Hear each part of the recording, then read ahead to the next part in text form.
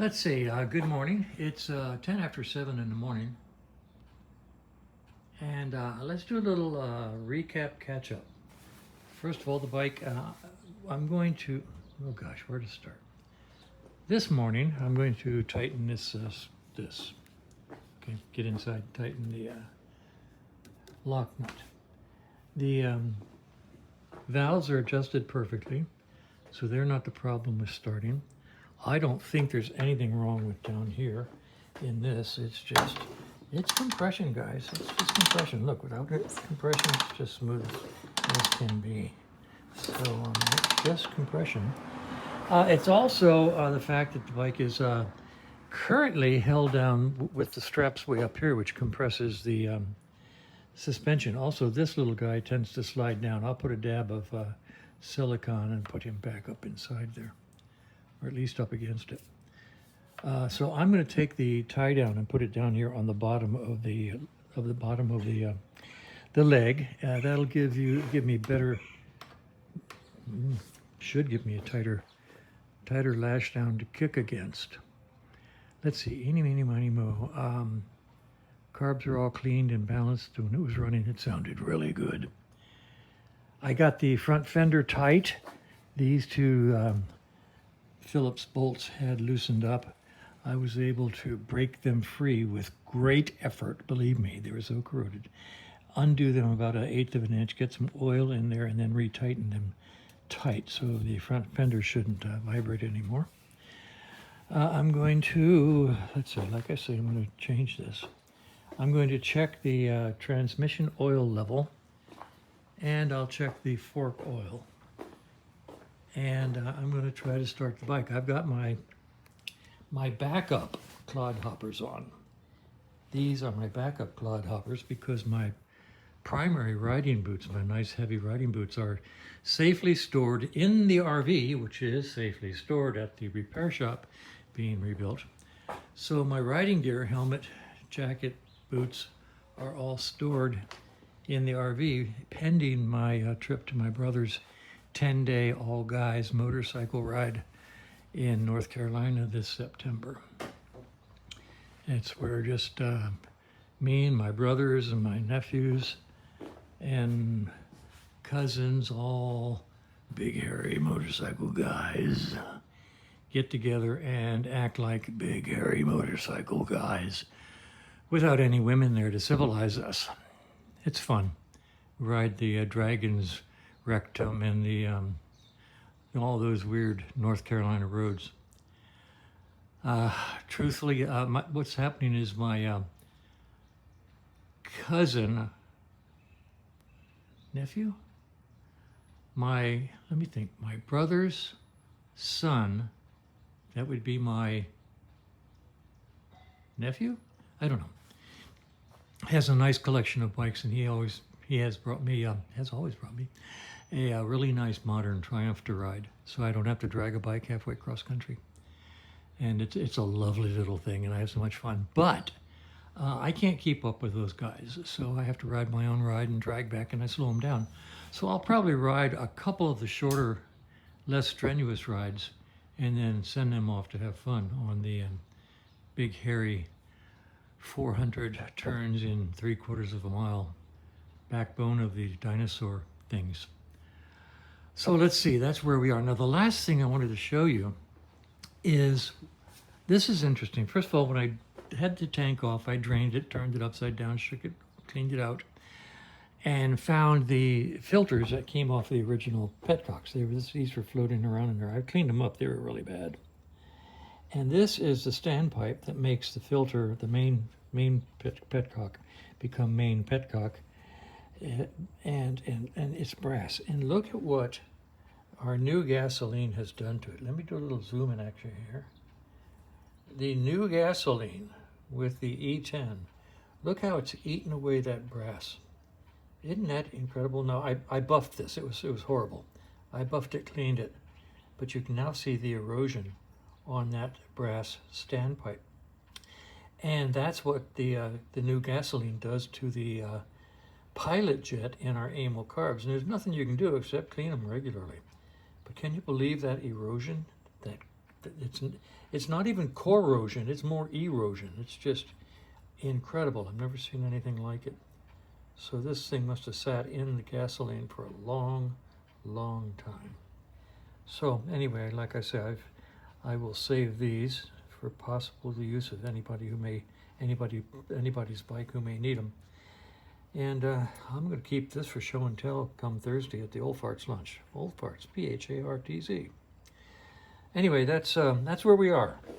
A couple of minor things, and then I'm going to do a kickover, and I will video that so that you can see if lashing the bike down tighter and me using heavier boots make it any easier. Now, just for grins, let's measure this. It looks stock, it looks long, it doesn't look like it's been shortened or is a shorter Kickstarter. I don't think it is, but let me take this tape.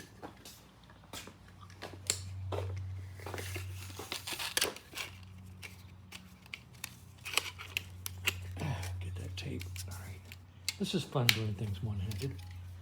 All right, this measures out to be from the bottom to the top about 9 inches. Okay. And any of you guys out there who have 750, who have a measure your Kickstarter for me, and I'm pretty sure this is stock original. If it had been shortened, that could explain some of the difficulty in starting the bike, but it sure looks long enough. So I don't think it has been. So that's where we are. I'm going to do a little work, and then I'll set the camera up and try to do a kickstart and see how it goes. All right, 7:30 update. Let's see, I fixed the turn signal. It's tight now. I checked the oil in the transmission. It's at the right level, and it's just clean as a whistle. I'm not going to fool with it. Okay. I moved up here to check the oil in the fork. And normally you just loosen this, get a little oil out, take a look at it, and if it's nice and clean, you say, okay, somebody who knew what they're doing put the oil in, and there's no sign of leakage, so it's good. Not this time. It's let's see, it's not flowing out like I like it to, and putting a probe in here like this, bringing it out and touching it down here. It's pretty dirty. Now, that's not from wear, that's probably from contamination. That's probably from water that somehow got into the fork. See that? So I am going to squeeze out the oil here and put in fresh oil. It's not that hard on these 750s because I think this cap here is I don't know if it's on this one or not. This one's made out of metal. When they're made out of plastic, they're fake. This could be the real thing. Anyway, I'm going to see if I can't get the old oil out and put fresh oil in. All right, let's see. Then I can put the cap back on the timing pickup. So basically, at this point, changing the fork oil is what I'm going to do next. All right, I've drained all the oil out of the this leg. I'm going to do legs one at a time, I think. Usually I do them both. I'm not sure what I'm going to do. I've got the bike supported on the jack with the front springs fully extended, and the front wheel is held in place at the bottom of the fork rather than at the top, so that's why it was collapsed before.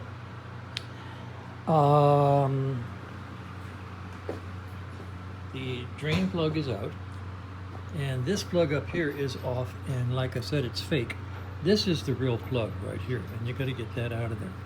Now, the normal way to do it would be to take these handlebars off, get them out of the way, and get a big long Allen wrench and put it in there and take that out. What I do, let me show you.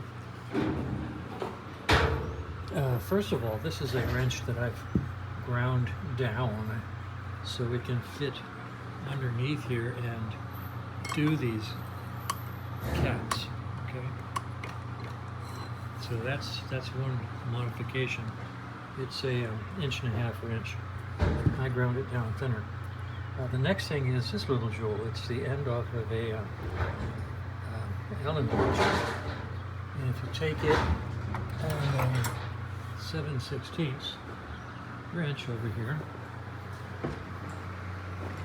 with the pressure off the springs, we can put this in here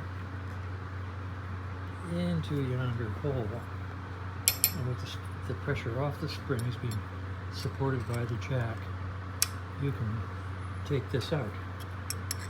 Okay? And actually I'm going to go get myself a ratchet wrench, and I'll show you how it comes out. It'll probably pop when it comes out, but I'll show you.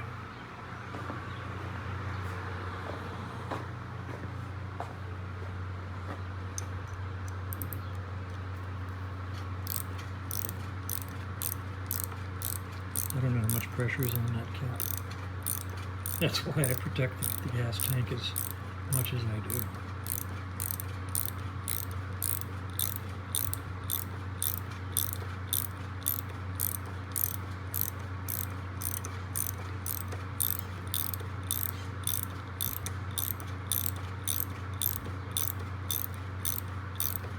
Yeah, I know why I do both sides at the same time. Because I have to lower the bike to get this inner cap out of the hole. It's far enough. Maybe it'll go off there. Let's see. Let's jack it up just a little bit more.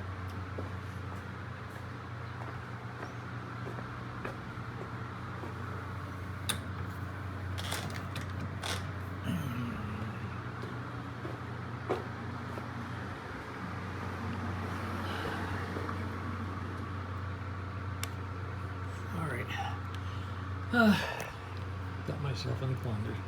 I'll get this out and pick up the story. What I'll do is undo the other side, and that way I can lower the front end and raise the front end in order to make room here. So that's where we are. I'll be back in a couple minutes when I undo the other side. Alright, let's take a look and watch what happens when I loosen this top nut on this left side. Whoever put this together last time did a really good job of tightening it.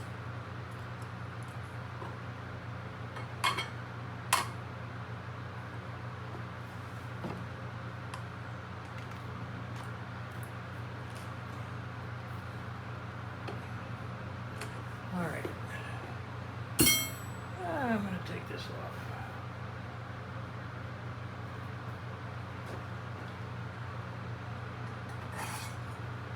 I'll be right back. I'm going to get that cable off so I don't break it.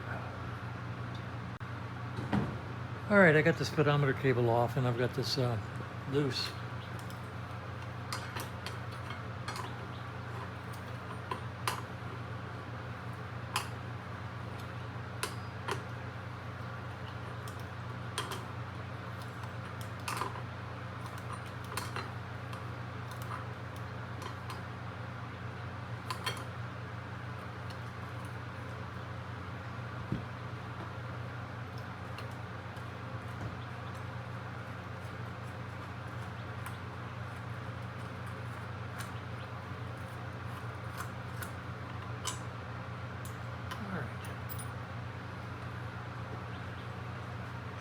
Put that safely over there.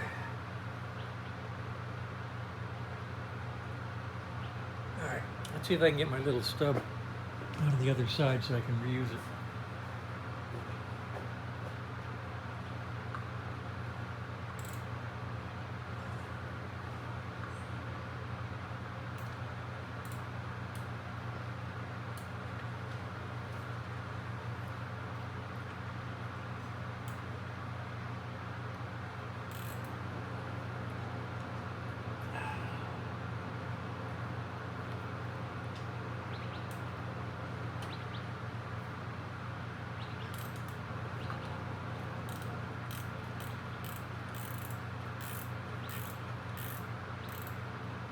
Get there.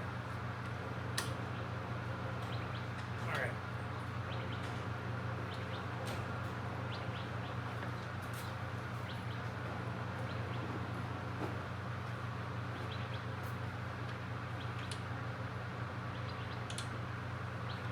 I may end up taking these handlebars off anyway, if there's a lock nut inside on the spring.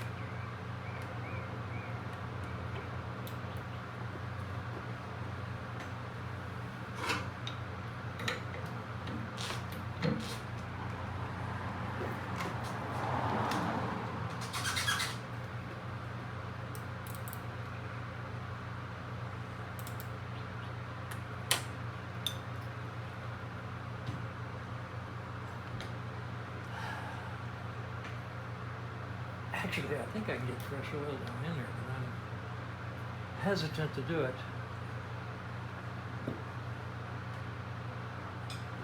Remember, I'm not really changing the springs or anything. All I'm trying to do is get access to put oil down in here.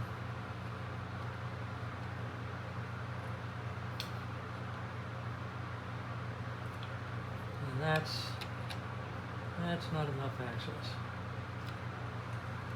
Scooby-Dooby-Doo,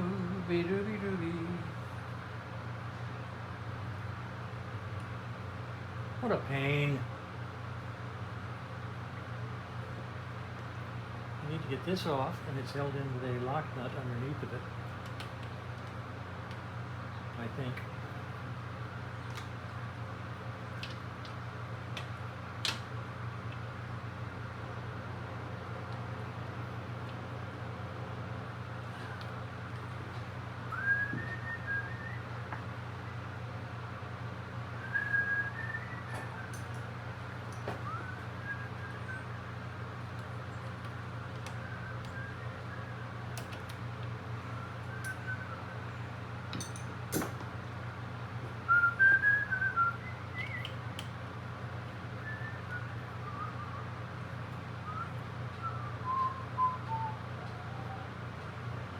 Maybe it's not.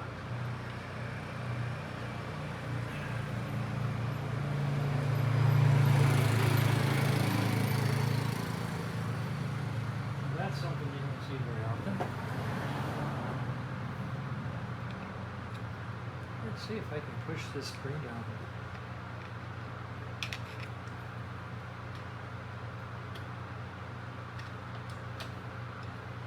I don't know why. I can't lift this bike up high enough. I guess it's all the way up.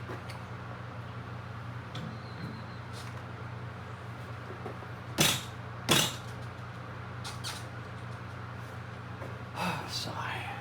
Deep sigh.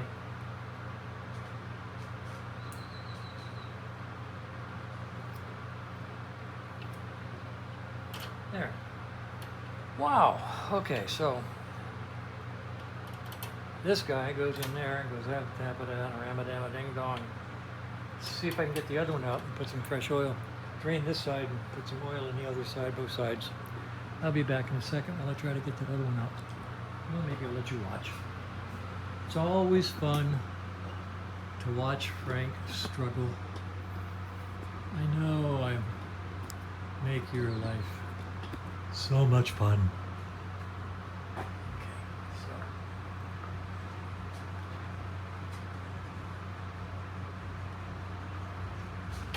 I got you. All right, so this side's empty and the cap is out.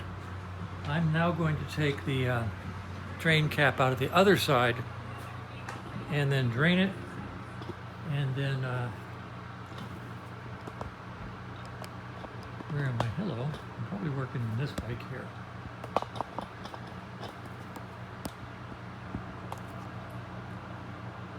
So let me get this drain plug out.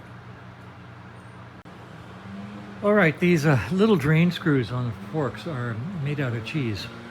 Cheddar, I think. Really, really soft. If you go at them with a Phillips screwdriver, you're just gonna bung them up. So if you don't have an impact tool like this, get one, because you really need it. By the way, across the street, they're replacing a sewer line all the way out to the alley behind the house. So there's going to be a lot of noise in the background. All right, get down here.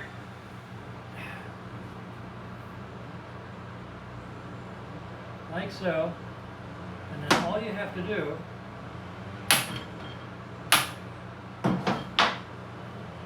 and it comes loose. Seriously. Don't try to do it with a Phillips screwdriver. You'll just mess them up. I'm going to take that out now and start the training process.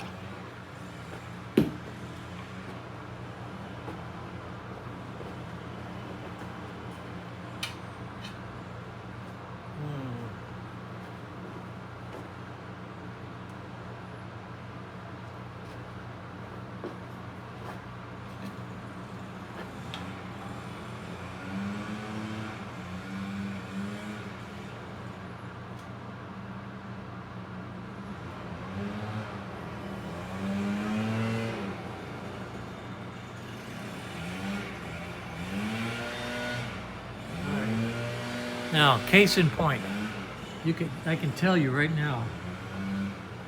Look at this. Let's see if I can do a zoom, or at least a focus. Look how badly mangled that is.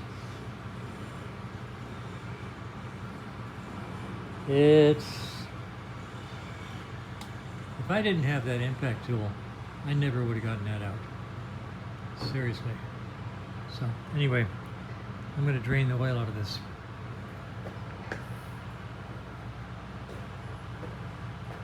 The simple expediency to getting the oil to drain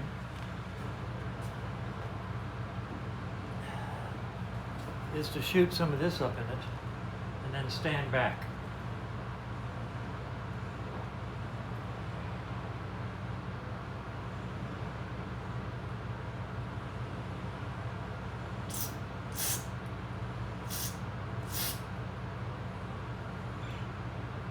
Notice it's going everywhere but in my catch can.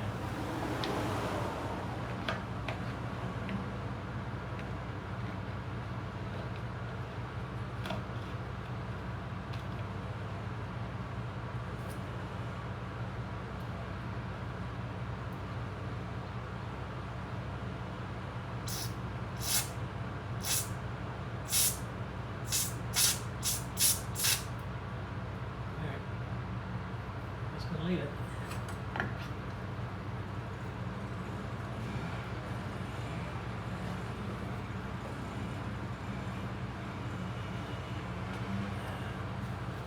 The other side came out like a gusher, got everywhere. This side, not so much.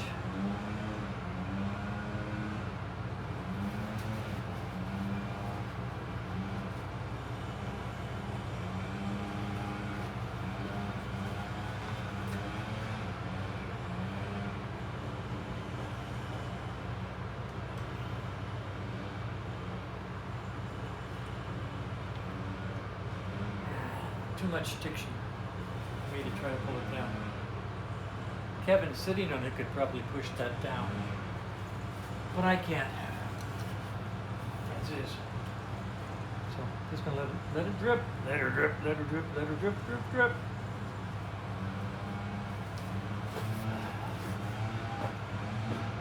Interestingly, this guy went way up inside. The other side, let me show you.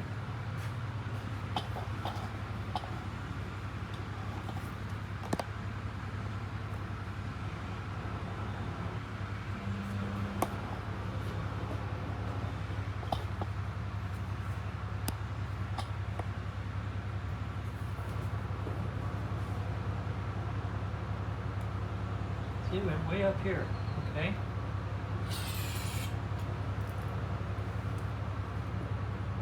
The other side seems to be blocked by something. Maybe rotation of the spring.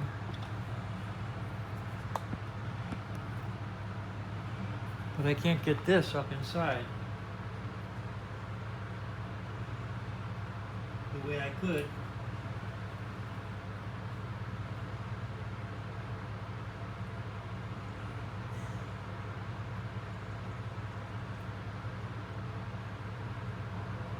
broke through. Okay. And now it's pouring out. So there's just something up in there that was stopping it from draining. Okay, cool.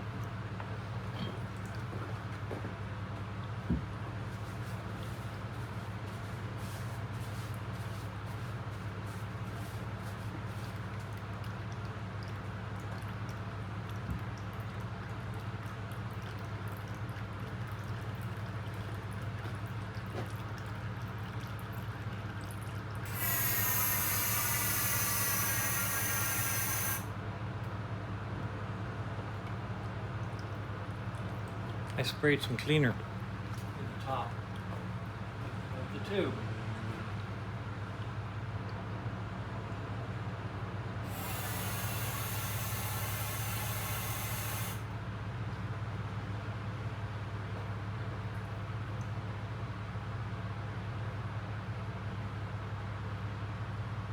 Okay, it's coming out clean. I'm gonna let it drain for a while, then I'll put the fresh oil in.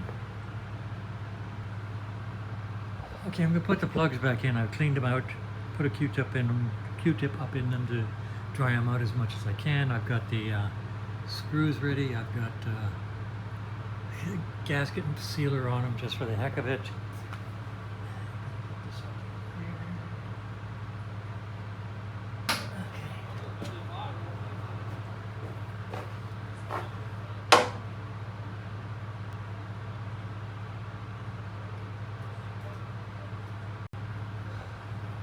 Okay, enough of the celerity.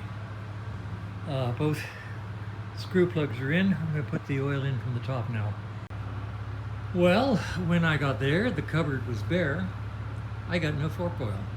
So I'm going to stop this now, run up to my local friendly bike shop and buy some fork oil. I'll be back eventually.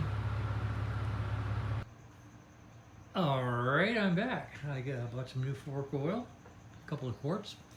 The chart on my wall says that the 750 Triumphs take 7 ounces in each fork leg. So let's put some. I use 20 weight oil, by the way. It's a compromise between 15 and 30.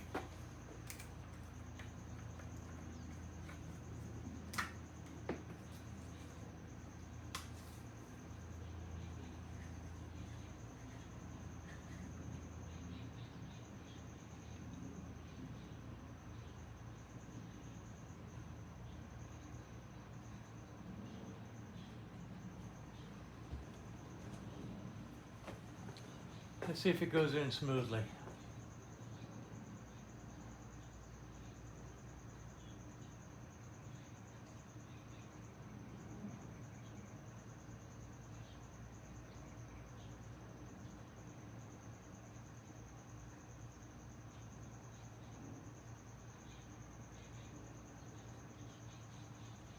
These later models are easier than the earlier models.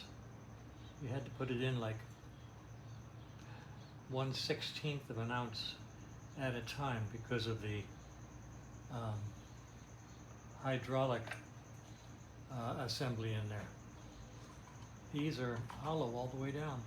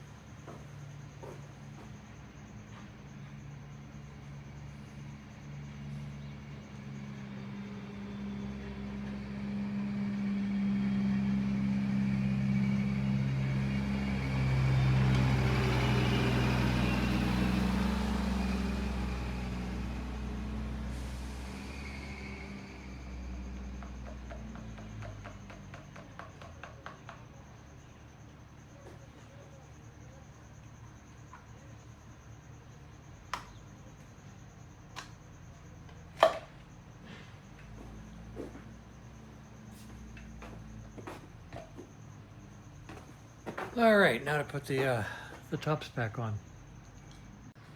All right, let's see if we can get the inserts in the top now. Press down and thread caught. We'll give her a shot.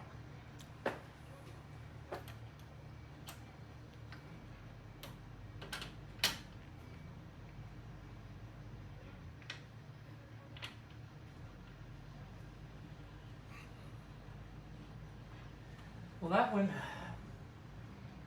that one went way too easy.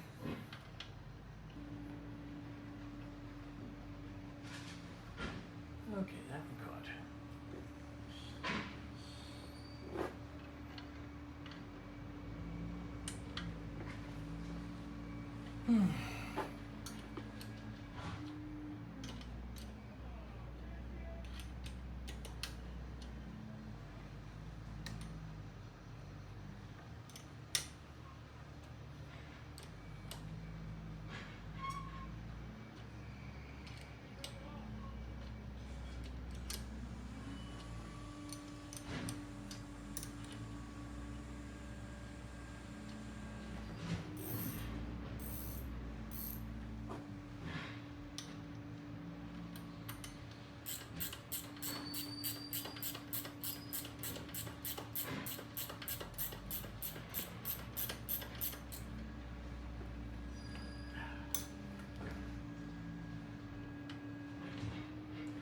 All right.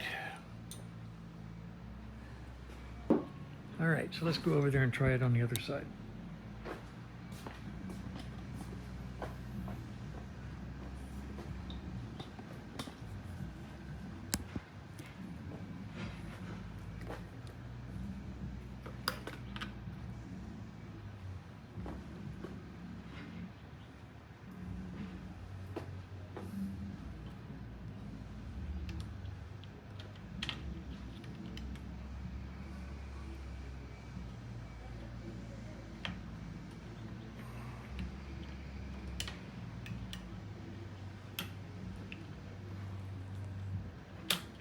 Goes.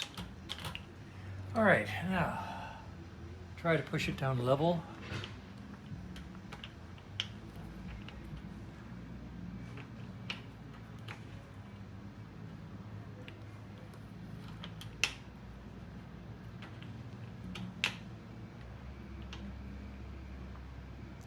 And gently catch a thread.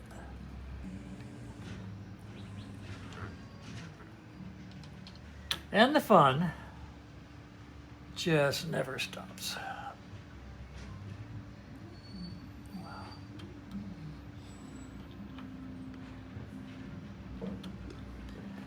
I'll be back. I'm going to take that out and I'm going to do some more work on the threads, see if I can get it unbunged. Okay, I cleaned up the first thread, put it in here, held it down really tight, and got it to catch.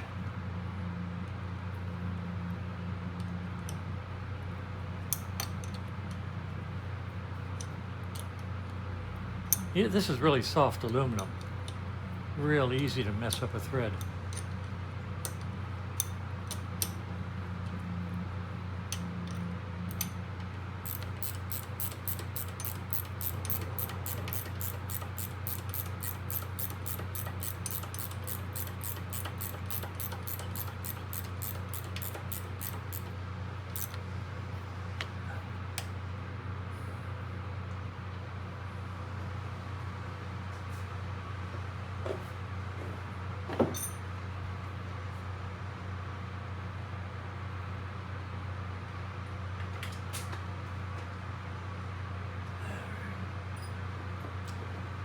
All right, let's get this instrument back where it belongs.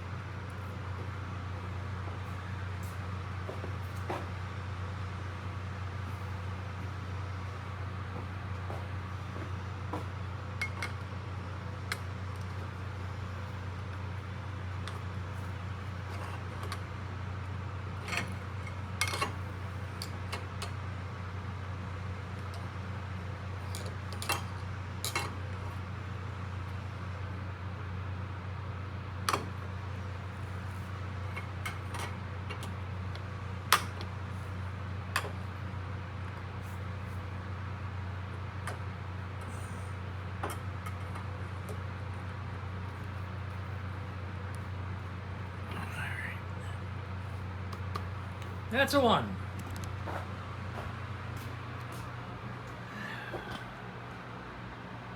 Let's do the other.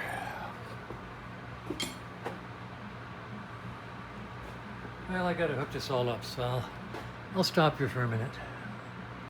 All right, so this one's going on. Just because I have them on and tight doesn't mean they're positioned correctly. You gotta sit on the bike and then adjust the instruments. I've got them both with the cable up against the ears. And we'll see if we want to move them in or what we want to do.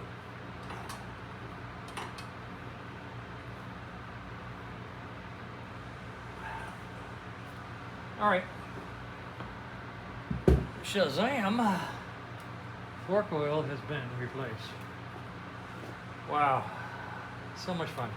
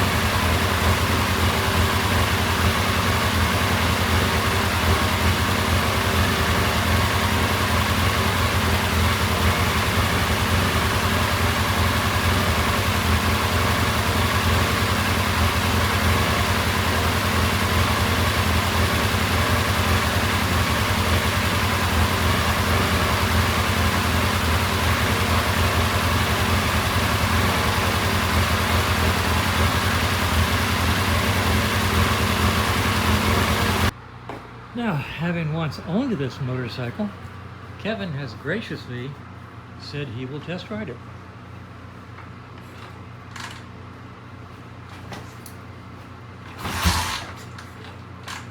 It's a tough kick even for him. Especially on side stand.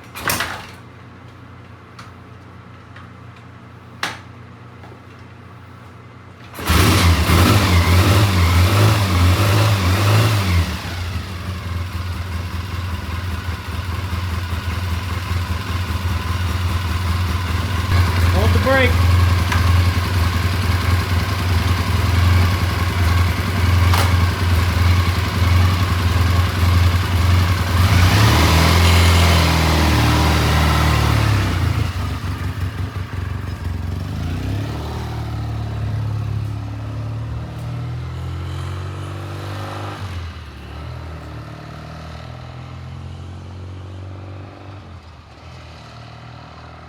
And so far so good.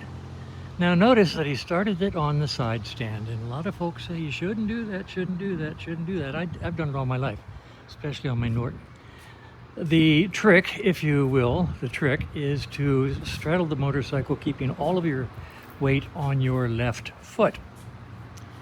Get the Kickstarter ready to go, and when you press down on the Kickstarter, lift all your weight off of your left foot, move your body vertical over the motorcycle and press directly down onto the Kickstarter, thereby actually putting all your weight on the Kickstarter and actually lifting the weight off of the side stand. So you never put your weight on the side stand. Your weight is on your left foot on the ground. Your weight is on your right foot on the Kickstarter. Your weight is on the Kickstarter when you lift yourself up vertically and come straight down on the Kickstarter. You never put weight onto the left foot, excuse me, onto the left side, onto the onto the side stand itself. I've started my Norton that way all my life and never had a problem. Then I put the electric starter on it and I still don't have a problem. But basically, as long as you never put your body weight on the side stand, there's no problem starting them on the side stand. Just don't stand on the pegs while you're trying to start the bike on the side stand, because you'll be putting your weight on the side stand and you'll break the side stand and bad things happen. So no weight on the side stand, all your weight on your left foot, all your weight on your right foot, the bike will start, and you put no stress onto the side stand. And that's what I humbly believe. And here he comes, as long as this white car doesn't kill him. I really can't see the viewfinder in the sunlight.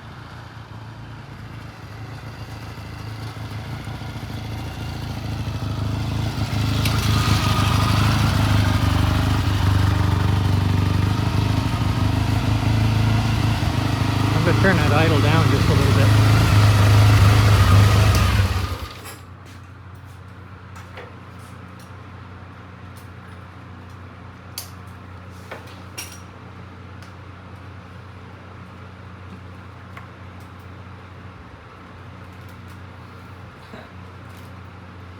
Just as sweet as I remembered it. Is that right? Oh, beautiful acceleration. Those gears stick just perfect. Up, down, decelerates. Speedometer's wacko. What's it doing? It doesn't matter what speed you're going, it's jumping between 10 and 30.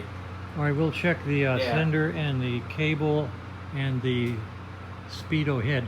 Yeah. And the idle's high. I'm going to turn the idle down. Yeah, well, yeah, I like high idle. But Right. we may need to bleed the brakes. We get a little fade, which I've found with these disc brakes. Well, we'll put it up there and we'll double check. Yeah. Not bad, but you're definitely getting a little fade versus when I first started. Oh, interesting. Yeah, and I found that with those rotors. They just, I don't know. Okay. But Cool. no, you could give it to the owner right now, and it's a safe bike. Okay. That's the most important thing. Yeah. All right. Put her into the lift, and we will. I'll look at the brake. I will look at the horn switch, and what else did you say? One other thing. I believe check that front brake, just the Yeah. fluid. If you didn't change it, maybe. Okay, front brake. Yeah, front brake fluid. And horn switch. Oh, and idle. Okay. Idle. Yeah. Yeah.